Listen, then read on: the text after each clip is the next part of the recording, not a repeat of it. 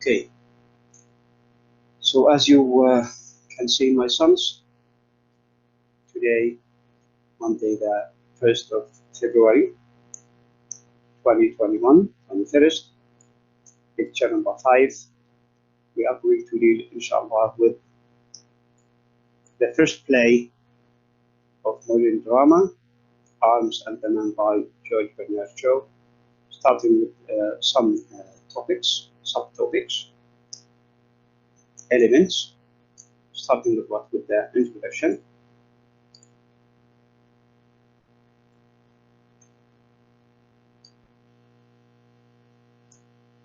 And we need to get an idea before having ideas about the poem, about the play. We need to get ideas about the writer of this play, the dramatist or the playwright. Who is he? What we know about him, his qualities of production,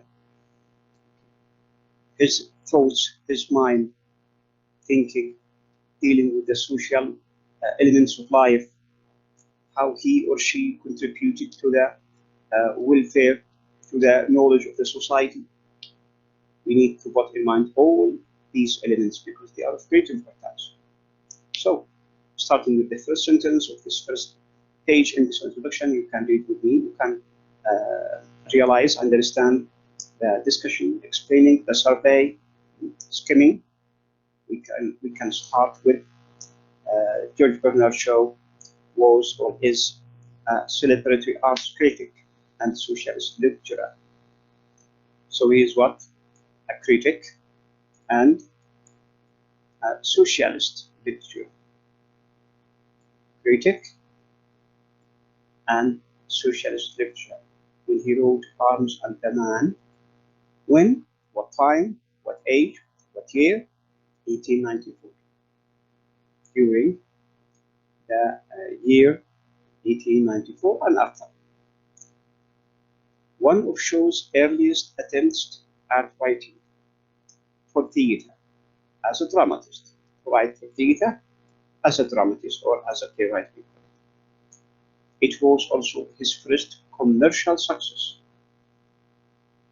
to become famous, to get money, to earn money from such writing.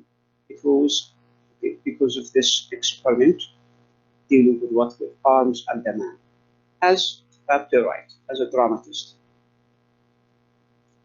Although it played for only one season at an avant-garde theatre, is the place in which it started to be performed, to be acted, to be shown. Thanks to the financial backing of a friend, because of the support of a friend, it gave him what? A sort of backing, support, help, sustain. It was later produced in America in 1895.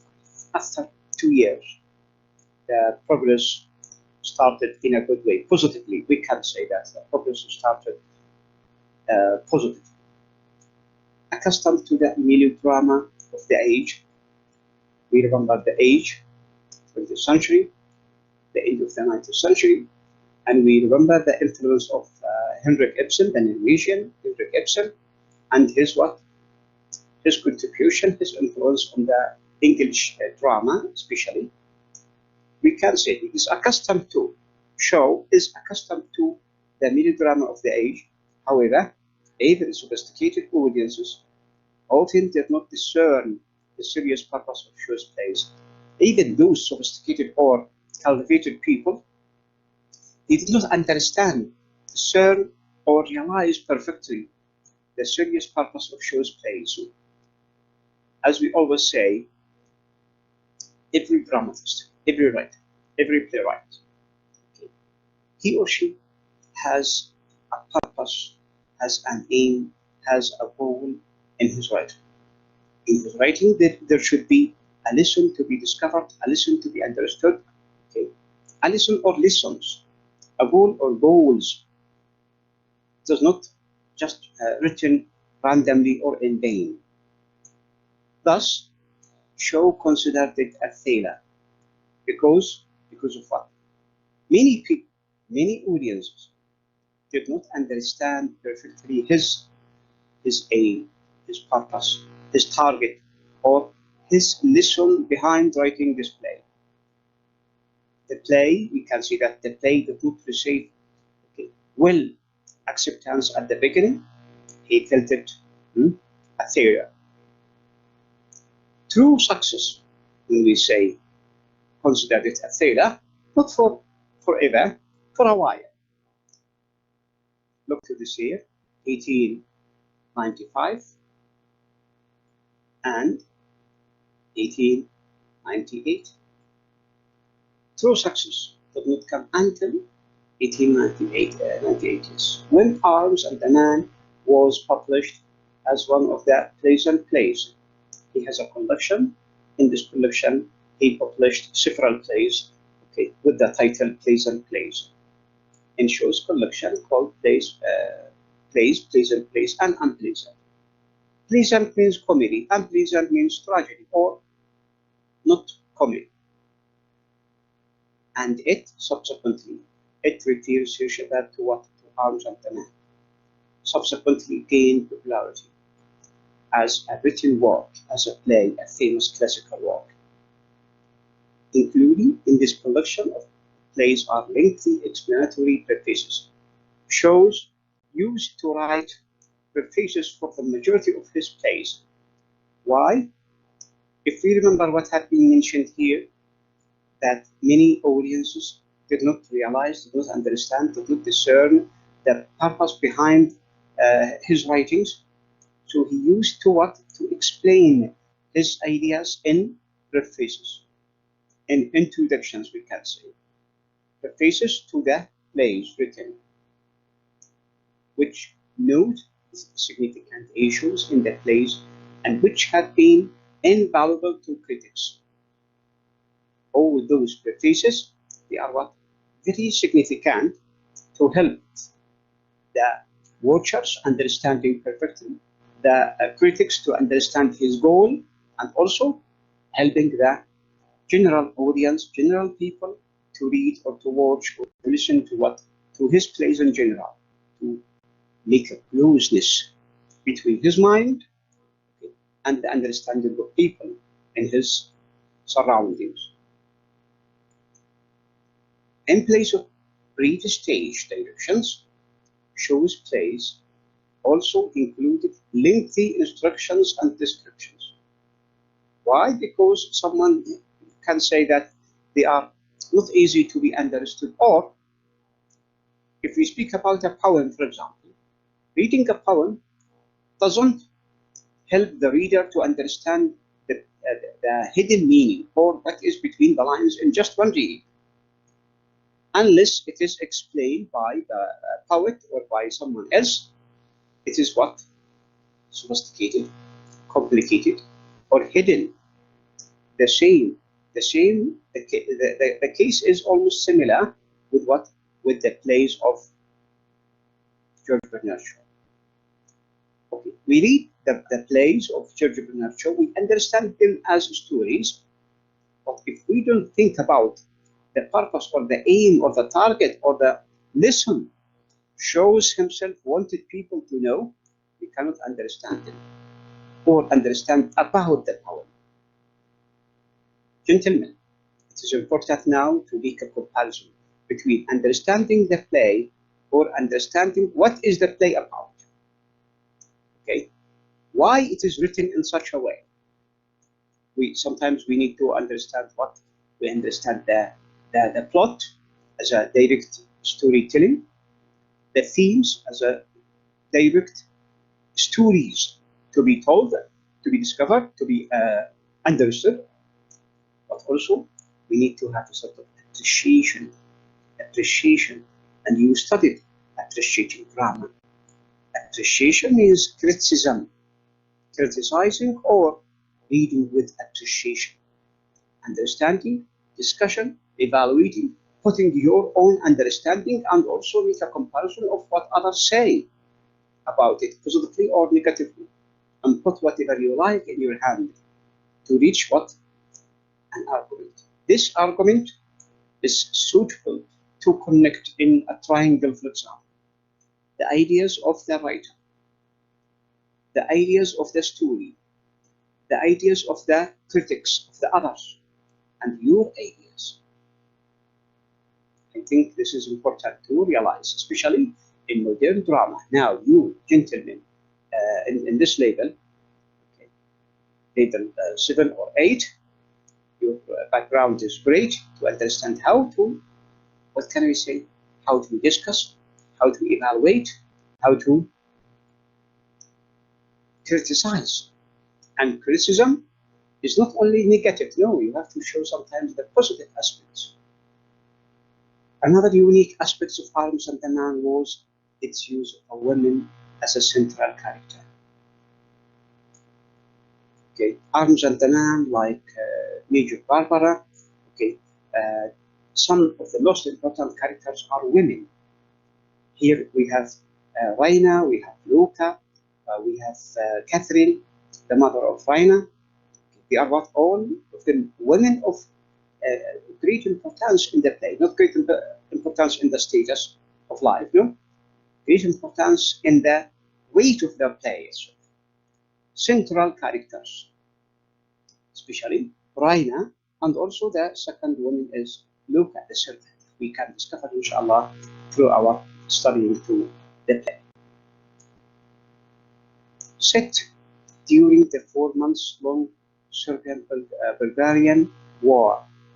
The setting, we spoke about the setting in the previous sessions. What is the setting? So it is during the 4 month long Serbian-Bulgarian War that occurred between November 1885 and March 1886. This play, the play Arms and the Man, is a satire.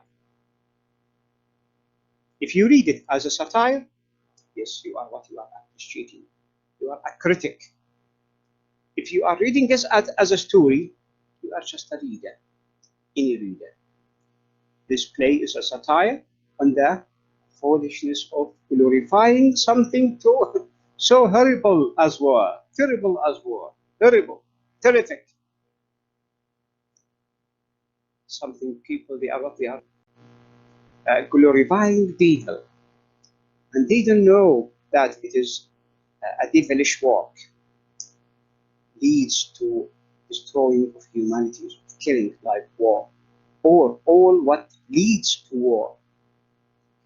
Here's the first point in this play, so we can speak about this satirical element in different situations.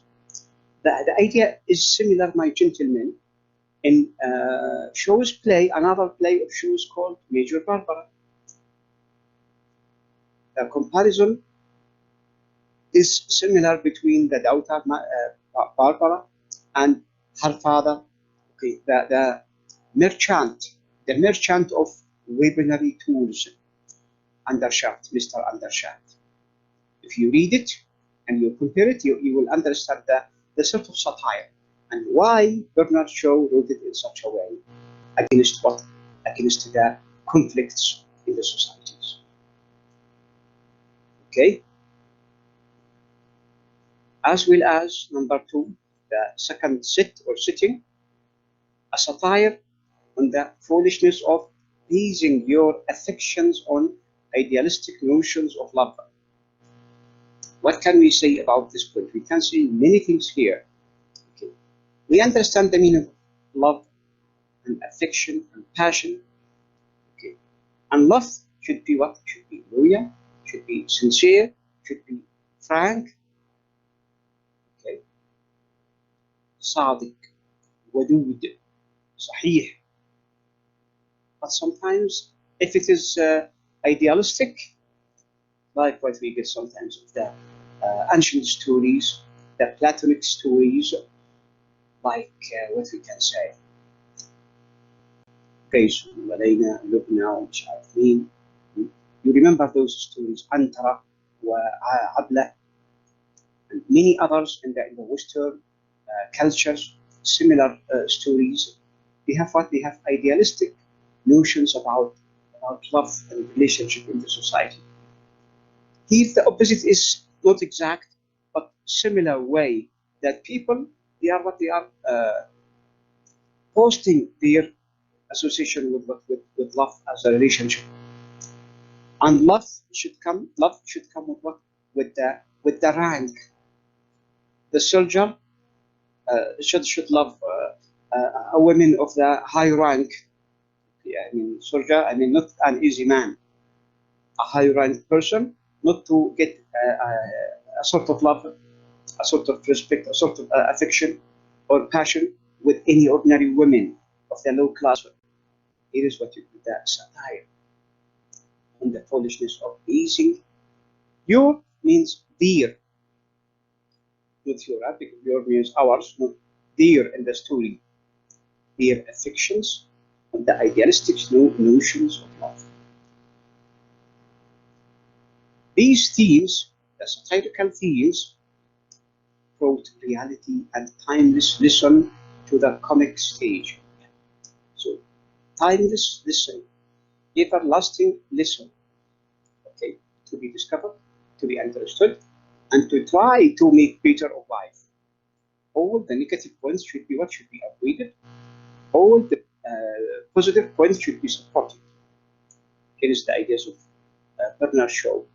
But as I mentioned at the beginning, many writers, audiences, critics could not could not understand, could not realize his deep thought or purpose in producing this interesting comic. Even it deals with war, it deals with conflict, but it is what it is comic, romantic also. Consequently, once Shaw's genius was recognized, after people realized, okay, his purpose of writing, Arms and the Man became one of Shaw's most popular plays and has remained a classic ever since. A classic means one of the best production in literature. Ever since until today, Arms and the Man has a great location or position or ranking among the literary heritage of the world, starting from England in the world, and in America, and then later on the world. Okay, after the introduction, in general about the play Arms of the Man, with the little hints, ideas about the writer. Now we go directly to what? To the writer again, to the dramatist or playwright, George Bernard Shaw. We get some ideas about himself as a biography, the author biography. But gentlemen, in fact, I'd like to not advise you, but to put an idea that what is important for us, not that every detail about your life, we didn't like that, we didn't care about that. We need to focus mostly about what? About his thought, his mind, his thinking, his contribution to the society through his writing, his writings, and his production, and what is connected with the literature, especially drama. Okay. But sometimes we need to read and understand other details because they are what? They are of great importance. Okay, just a minute, gentlemen.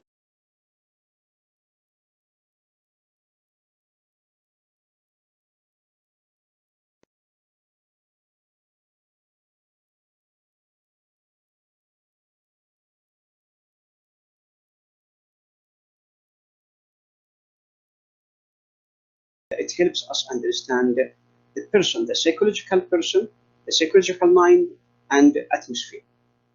Okay, so considered one of the greatest English-speaking dramatists since Shakespeare. George Bernard Shaw was born in 1856 in Ireland. The capital is Dublin, as we watch here. Dublin, Ireland, and had a long and productive life. Long, productive life. He was the only son and the youngest of three children, born to George Carr, his father, and Lucinda Elizabeth Carley Shaw, his mother. Okay, who were Irish Protestant gentry from a religious family. Shaw's education involved tutoring from the from an uncle and a series of schools, but he quit school at 15 to work in an estate agent's office for 5 years. Quitting school means in that time, not like today, the sort of education was a little bit different. And if a person quits school and he is somehow rich, he can find what? Can find tutoring at home, much better to be learn at home, to bring teachers or tutors to help teaching the person at home, safer, okay, and a sort of what we call prestigious in that time, especially at the beginning of the 20th century and before, beginning of the 20th century and before also. In 1876, Shaw went to London to join his sister and his mother, who had left Shaw's father, to pursue careers as a music teacher and opera singer. The mother left her husband for her career to be what? To be an opera singer and maybe a teacher of music. As you watch in this picture, it had been said that he wrote something great about Prophet Muhammad sallallahu alaihi wasallam, and what George Bernard Shaw said in his philosophy as a socialist man, socialist reformer. George Bernard Shaw said about Prophet Muhammad that he must be called the savior of humanity. المنقذ هذه الإنسانية. I believe that if a man like him were to assume that dictatorship of the modern world, he would succeed in solving its problems in a way that would bring it much needed peace and happiness.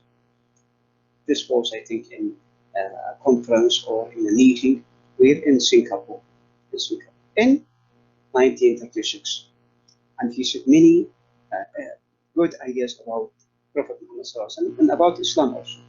Okay, he is not, that's what we call a partial man. Oh, well, let's go back to our point about the biography of this person. We can see that he was supported by his mother and sister, as we mentioned, as he wrote 5 unsuccessful novels, starting to write novels, but these novels they were not successful. In 1888, and I'd like you to remember this date, it's important.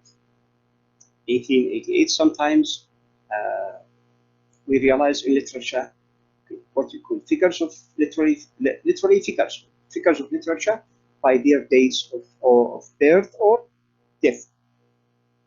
I'd like to mention here, according to this date, some important ideas that it is the date of the death of that Matthew Arnold, the most famous critic and poet, Matthew Arnold.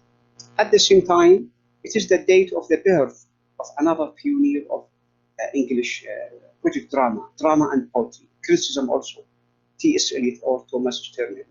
He was born in 1888, so the date is somehow famous, especially this year. In 1888, Shabab, he became the music critic for a newspaper, because he has great experience about music because of his family, his mother. And then in 1895, he took a position as the drama critic at the Saturday Review. Saturday Review can be a journal, a literary journal or review, a position he held for 3 years to be a critic writing on this journal, on this review. A devotee, a fan of Henrik Ibsen. We spoke about that several times in the previous sessions, that he is influenced by the contributions of Henrik Ibsen, the Norwegian Henrik Ibsen, who wrote great about realistic drama, social drama, and Shaw wrote the quintessence of Ibsen's. Quintessence means the heart, the center of Ibsenism connected with Ibsen, Henrik Ibsen. In 1890, this picture as you watch here is a picture about the book written by Shaw. Says the quintessence of Ibsenism by George Bernard Shaw. Here it was written in 1891, an older edition of his writing about the social of about the sort of drama written by Ibsen, commenting on it, showing his attractiveness and appeal about Henrik Ibsen and his contribution to the social drama in the world, starting from his country, then to Europe, until it becomes famous all over the world. And modeled his own works after the individualism and the moral and social issues that he was in Ibsen's drama, that he saw in Ibsen's drama. Through his own plays, Shaw is credited with creating the drama of ideas. Okay, so ideas means you have to think. It is not directly clear, but you need to think about.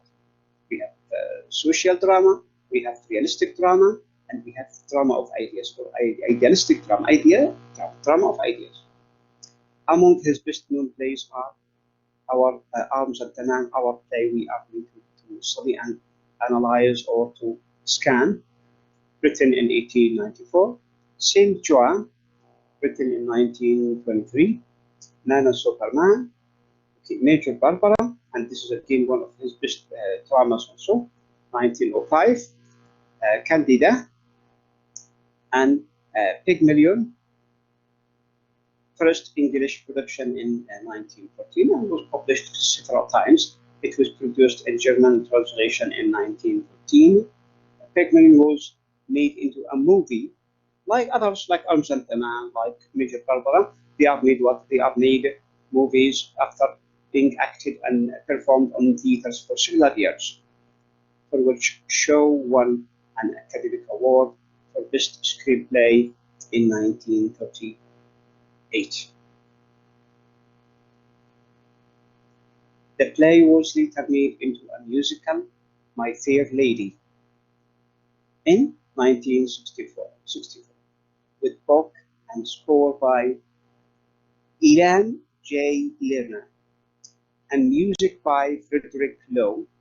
The musical version retained the plot, characters, and many of the lines from the original play, a sort of adaptation of this play into other musical presentations like opera. What to have the character, the plot, and many original lines from the original play. Okay? A sort of, as we said, adaptation or tahweed. George Bernard Shaw, what we know about him? A vegetarian, a titular means that person who doesn't drink alcohol, and fervent socialist. He is a socialist. Shaw championed the causes of women and the poor. He supported the poor. He stands beside the poor as well as beside women. Okay, in their rise for equality. Now we speak about the person, about what is said about him, from not from our own beliefs, but from what others has said about him. Okay, as a Christian in Europe, and we are learners in another society, in an Arabic Islamic society. We have to make a sort of comparison that what is said here doesn't, of course, expresses our minds or express our beliefs, or we should think about them as for our own ideas. No, the ideas here are connected with the European society and European culture. Now we get this for benefit of understanding about the culture, the tradition, the societies of the West. So, continue. He was an active member in the Fabian Society, which proposed a gradual, non-revolutionary socialist reforms in the structure of society and the economy. Fabian Society, Fabianism, okay, and Fabianism is connected with with ladies, because we said here that he is a supporter of women he joined a society, this society supporting women, Fabian society called, and as we see the picture here, that joined the Fabian Society in 1888. What is the Fabian Society about? Is a political or political society or association, assembly to defend what? To defend women and their rights. Okay. In 1895, he helped establishing the London School of Economics. Shaw wrote numerous pamphlets, letters of literature, and kept busy as a lecturer on issues to be a lecturer of art, in issues, in topics, in several what you call categories like politics, economics, and sociology. Okay, politics, he is part of the political society. Economics, again, the good economic society is the best, and sociology connected with the science of social aspects of societies. How can we make better of the societies? By what? By increasing the sort of dealings of sociology, those matters to deal with what? With society. Shaw was also a prolific letter writer. Prolific, and prolific means writing huge number of production. Prolific letter writer, greatly criticized for his opposition to the World War I. As a social reformer, yes, he is against war, against conflict, and that is seen in this play, which we are going to study, inshallah, Arms and Taman, we spoke about it. Greatly also is seen in his another play which I read and I enjoyed, really I enjoyed it. What is it? Major Barbara. Okay, Major Barbara. Shaw was eventually forgiven by the public because at the beginning, as we mentioned, that people, audiences, critics, they did not discern his aim of writing Arms and Taman and others plays. But now, after the war, they understood his idea and his support of solving problems without conflict, without fighting, without war. Then eventually forgiven him. Okay, or they loved him. In fact, they loved him, as his predictions about the conflict came true and people started to understand the true nature of war. Those who are standing beside war, they are what? They are criminals. Their purpose is to increase their benefit only, and they don't care about the people who are what? Killed in war or conflicts or whatever, or in destroying societies. He was a supporter of peace. He was a peacemaker. In 1925, he won the Nobel Prize of Literature, or for literature, Nobel Prize, Joseph Nobel. He died in 1950 at his home in England. He left his fortune, his properties, to what? To the movement for the national spelling, 1, to the British Library, 2, and to the Royal Academy of Dramatic Art, 3. All his belongings, all his heritage, all his riches and wealth to be what? To be left as fortune for what? For social assemblies of communities like the National Spelling, the British Library, the Royal Academy of Dramatic Arts. Okay, now we move now after getting some ideas about the author's biography. We move to the play Arms and Taman, which was written, don't forget the date, Shabab, was written in 1894. The plot summary, starting with the plot summary. Why of the plot summary? Because we need to understand the general idea of the play. The general idea of the play can be understood through the plot. Okay, or summary of the play. But before dealing about the plot of the play, the summary of the play, we need to understand as a literary glossary what is plot. You remember that when you studied appreciating drama, you studied 16th century drama or Elizabethan drama now, so you studied plot as a glossary. What is it? In literary criticism, this term refers to plot, refers to the pattern or design or outline or arrangement, and arrangement is the best word expressing it, to the arrangement of events in a drama or a narrative. Blueprint, model, blueprint or model, all of them are what? Synonyms. Those words are synonyms. I wrote them in such a way to increase your background of what? Of vocabulary. In its simplest sense, in its simplest meaning, the plot guides the author, not only the author, okay, you too, guides the author in composing the work and helps the reader follow the work. Helps the reader, helping us all, the readers, the critics, to what? To follow the work, to understand perfectly the production.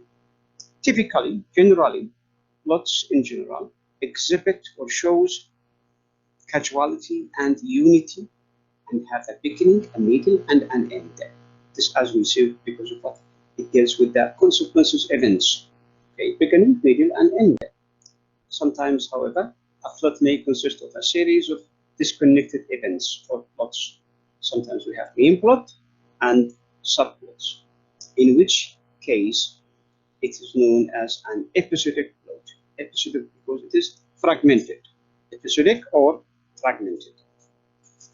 Now, let's deal with the summary, the plot summary of the play Arms and Tamam. What can we understand? Just reading the story to understand it, and after that we need to increase our background, our understanding, our experience of the play through the characters. After that we need to go increasing our also different methods of understanding this play through what?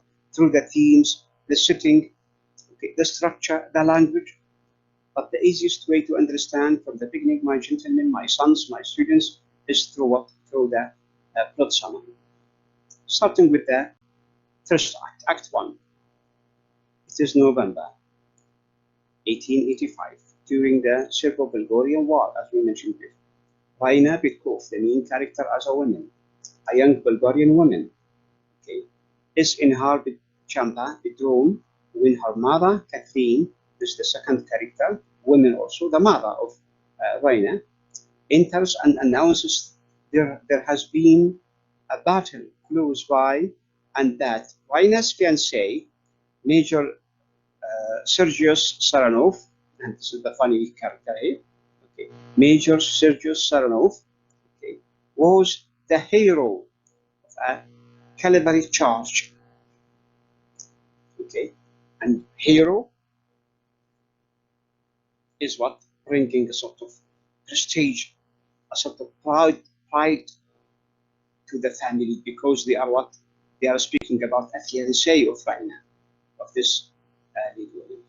Here we have pictures what of those three characters: Raina Petkov, Sergius Saranov, okay, and Catherine Petkov. Petkov is the name of the family. Raina the daughter, Catherine the mother, and the fiancé Sergius Saranov, the funny, let's say, funny nature. The women rejoice that Sergius has proven to be as heroic as they expected. They are happy that this Sergius, this one, is what is a strong man, is a strong character, a strong fighter. But they soon turn to securing the house because of fighting in the streets. The opposite of being a hero. Now the others, the enemies are what are closing from their houses, okay, not to the what we call contradictory.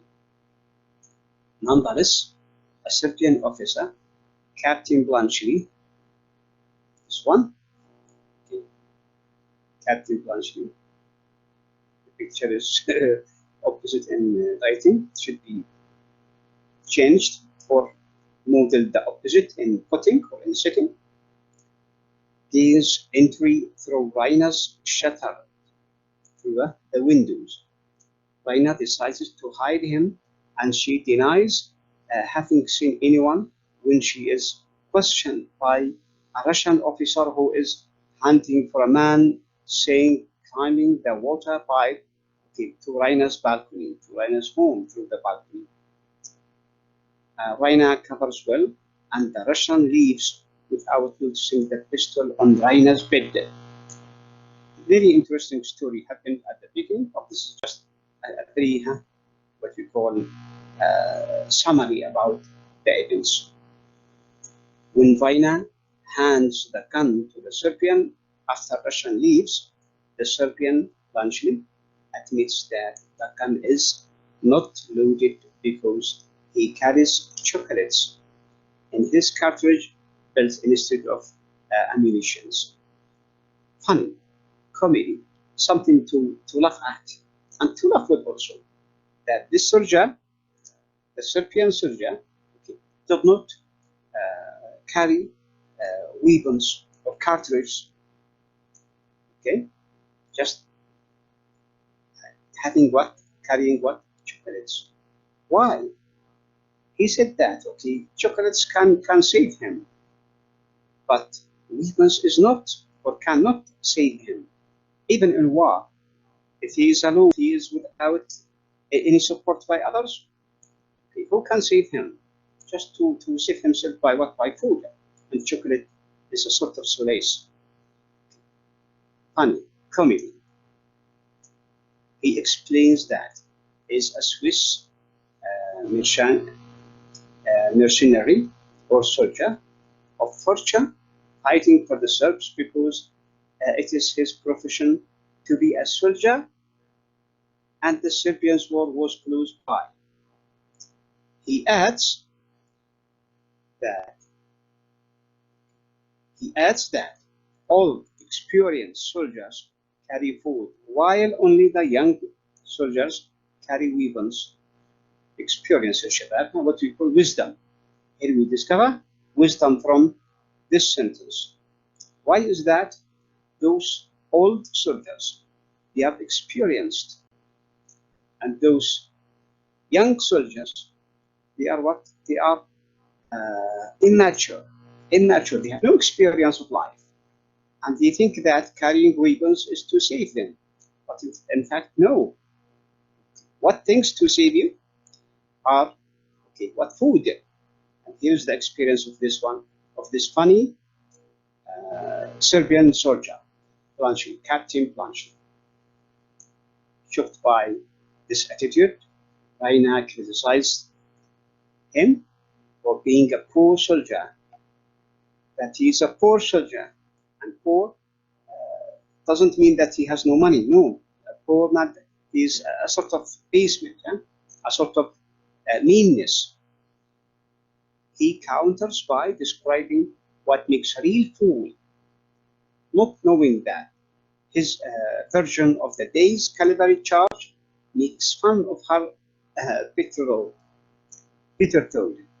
She is incensed or angry, but agrees to let him stay once he impresses upon her the danger of going back out into the street, telling her that if he went out because there are soldiers searching about him, he can be in a position to face danger. So the woman, the lady, Raina, accepted to let him stay there, just a sort of help. She tries to impress him with her family's wealth and position, saying that they have been the nobility to give refuge to an enemy. Telling him a sort of proud. She is proud, and telling about a sort of pride. He pledges or promises her safety and advises her to tell her mother about his presence, to keep matters proper. Why? She is sincere in this situation. Telling her mother, and mother will help supporting her by an advice or so. While she is going, he falls into a sleep, and deep sleep, not only sleep, on her bed, and he cannot be roused by a shock, Catherine, the mother whom she killed. Raina takes pity on him and asks that they let him sleep. You know that women are more kind from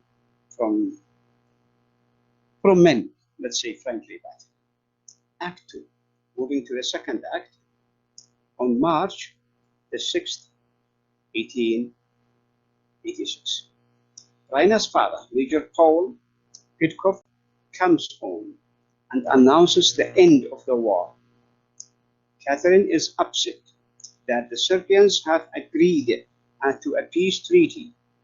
She wanted to finish by defeat, believing that her side should have a glorious victory, defeating the others. Major Saranov, the father, arrives just after Pitkoff makes commence. Major Saranov, I mean the fiancé, not the father. The father is Pitkoff. Okay. So Major Saranov arrives just after Pitkoff makes comments, indicating that Saranov is not a talented military leader. The mother, Catherine, raises Saranov because he's her fiancé and he's a major, but he announces that he is resigning from the army, resigning from the army. Let's say, I forget singing. So he resigning from the army. Raina joins the conversation just before the discussion turns to a Swiss officer who tested or overcome the men in a horse trade and who had been, according to the French story, rescued by two Bulgarian ladies after a battle. The rumor or the story has spread to reach the father, Major Pitkoff. Mother and daughter, Catherine and Raina, pretended to be shocked by such patriotic behavior, unaccepted behavior. They are the ladies to do that, but they are showing it hidden. They are not the people to do that. Catherine and Major Pitkoff leave the two young people to have some time alone. The lovers, Raina and Sergius, exchange all the silly platitudes expected of love about how much they missed each other and how they worship each other. Sort of romance, but this romance is not really sort of show off. However, while Raina is away to get her hat for a walk, Sergius flirts with a maiden. So here's what we call cheating. The meat is Luca, whom he has apparently chased in the past. Luca protests his behavior and reveals that there is something for women. Raina has real feelings, not the fake ones she puts for her Sergius. Sergius becomes angry and insults Luca. Why? Because she insulted him first. That the relationship between her, with her and with Raina should not be true. The love should be for one only, although he is confused about his own feelings. Sergius is confused with his feelings. Whom is he loving? Whom he's loved to? To Raina, his fiancée, or to this Luca, the servant, and she is attracted, but she is a servant also.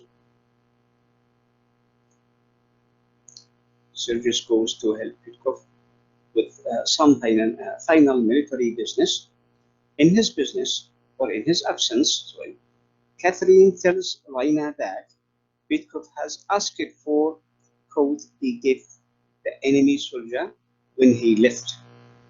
Just then, the Swiss officer, Captain Blanchely, arrives to return the code. The women try but fail to hurry him away before Pitkoff and Sergius see him. Blanchely offers to help them with the logistics or supply for their troops' movements. And Pitkov invites him to stay. That now the enemies became friends. The war has ended, much to the discomfort of the ladies. Why? Because they are afraid to be discovered that they are the women who helped this soldier. The third act, we find in it that Bluntschli is busy drawing up orders, and Saranov signs them as everyone else is lounging in the library. Pitkov complains that he would be more comfortable in his old coat, but he cannot find it. Now the solution has arrived. Now that Bluntschli has returned, Catherine insisted that the coat is in the blue closet, in the blue cupboard. It is in its place, where she placed it since the last time her husband looked. Now she is safe, secure. When the servant finds the coat in the appropriate closet, Pitkov dismisses the incident as a foible or imperfection of the old age. He thinks that, okay, I think because of my age I cannot realize, I cannot say, but in fact he did not. When Saranov and Pitkov go out to deliver orders to the carriers, Raina has a chance to talk with Bluntschli again, alone, and she lets him know that his story about his evening in her room made it through camp rumors all the way to her father and her fiancé. After bantering about honor and lies, Raina reveals that she had slipped her portrait and moved into her father's old coat when she gave it to Bluntschli. Unfortunately, Bluntschli never discovered it. They realized that it could still be in the pocket. A messenger arrives with telegrams that tells Bluntschli that his father has died and that he must attend to the family business, to return to supervise the family's business. And here is the point to understand who is he. In the point until now, he is for Raina just what? Just a soldier, a poor soldier, okay, an enemy. Even there is a sort of admiration, but now the idea will be what? Will be changed.